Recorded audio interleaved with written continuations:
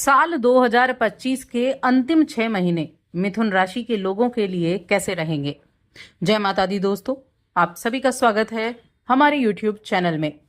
आज की इस वीडियो में मैं बात करूंगी जुलाई माह से दिसंबर माह तक के मिथुन राशि के बारे में क्या क्या खास होने वाला है। देखिए, जब ये वर्ष शुरू हुआ था तो बड़े बड़े ग्रहों के राशि परिवर्तन की बात हुई। तो अब उन्हीं सभी ग्रहों का राशि परिवर्तन हो चुका है, शनि का, गुरु का, राहु और केतु का। अब वक्त है इन 6 महीनों में उनके द्वारा रिजल्ट क्या मिलने वाले हैं ये जानने का। तो सबसे पहले हम ग्रहों की स्थिति की बात करेंगे, क्योंकि अभी जो गुरु और शनि है उनकी चाल में थोड़ा सा बदलाव जरूर होगा इन 6 महीनों में। क्या बदलाव होगा? तो मिथुन राशि की मैं बात कर रही हूं और आपकी राशि में गुरु बृहस्पति बैठे हुए हैं जो कि इस वर्ष के अंत तक रहेंगे। लेकिन कुछ वक्त ऐसा होगा जब गुरु बृहस्पति अपनी राशि बदलेंगे। 18 अक्टूबर से 5 दिसंबर तक ये आपके दूसरे भाव में रहेंगे। उसके अलावा ये आपके फर्स्ट हाउस यानी आपकी राशि में रहने वाले हैं। अब आपके 12वें घर में शुक्रदेव रहेंगे इस जब जुलाई महीने की शुरुआत होगी। उसके अलावा वो आपके 12वें, पहले, दूसरे, तीसरे, चौथे और 5वें भाव में रहने वाले हैं इन 6 महीनों में। इसके बाद अगर हम देखें तो तीसरे भाव में केतु विराजमान है और तीसरे भाव में केतु है तो नवम भाव में कौन है? नवम भाव में आपके राहु विराजमान है।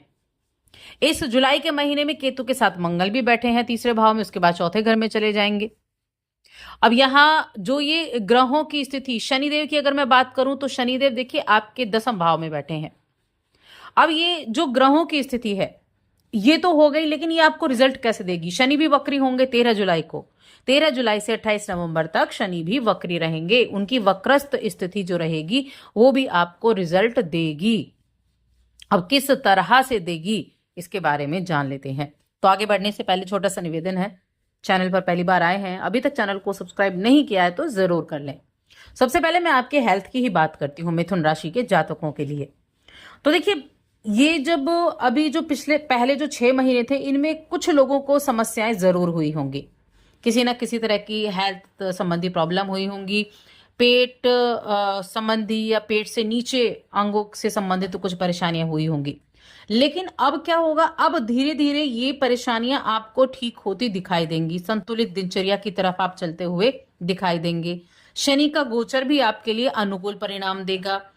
थोड़ा सा जो कुछ लोगों को हार्ट प्रॉब्लम है, कुछ ऐसी दिक्कतें हैं, वो थोड़ा ध्यान जरूर रखेंगे। लेकिन फिर भी मैं कहूंगी कि हेल्थ के लिए ये समय आपके लिए थोड़ा बेहतर बनता हुआ दिखाई दे रहा है।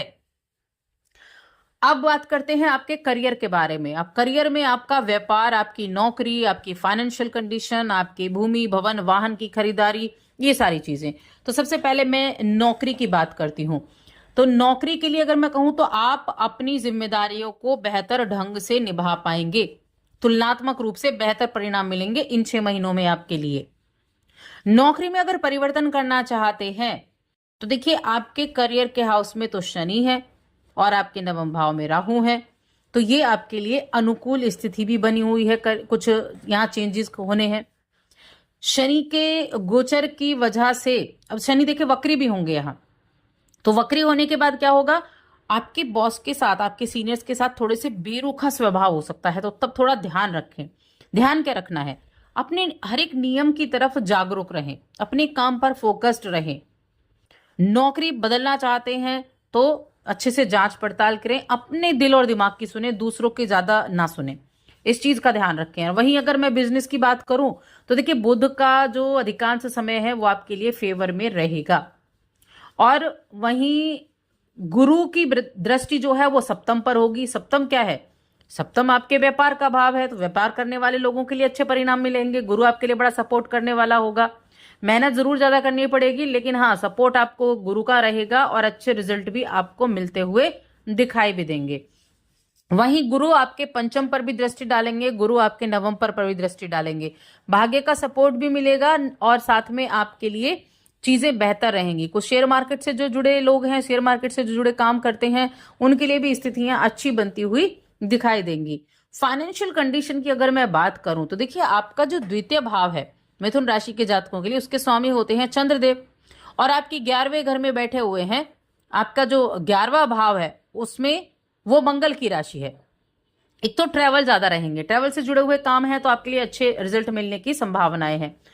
गुरु आपके लिए हर तरह से आपके खर्चों को नियंत्रित कर पाएंगे, आपकी आर्थिक व्यवस्था को मजबूत करने की कोशिश करेंगे और साथ में आपके लिए धन प्राप्ति के योग बनाएंगे, आपको बिजनेस से आपके धन प्राप्ति के योग बनाएंगे।